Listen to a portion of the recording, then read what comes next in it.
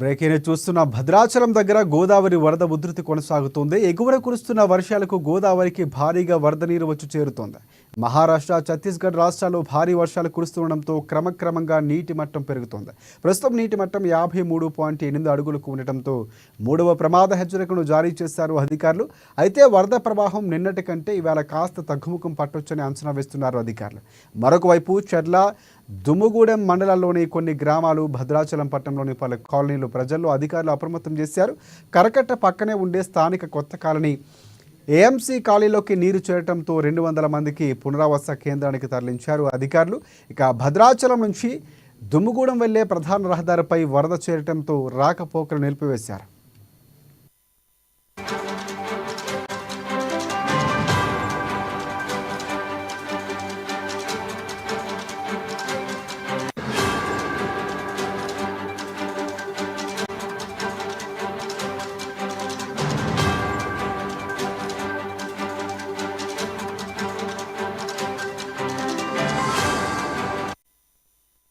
భద్రాచలం దగ్గర గోదావరి వరద ఉధృతి కొనసాగుతోంది. ఎగువన కురుస్తున్న వర్షాలకు గోదావరికి భారీగా వరద నీరు వచ్చి చేరుతోంది. మహారాష్ట్ర, ఛత్తీస్గఢ్ రాష్ట్రాల్లో భారీ వర్షాలు కురుస్తుండటంతో క్రమక్రమంగా నీటి మట్టం పెరుగుతోంది. ప్రస్తుతం నీటి మట్టం 53.8 అడుగులు ఉండటంతో 3వ ప్రమాద హెచ్చరికను జారీ చేశారు అధికారులు. అయితే వరద ప్రవాహం నిన్నటి కంటే ఇవాళ కాస్త తగ్గుముఖం పట్టొచ్చు అంటున్నారు అధికారులు.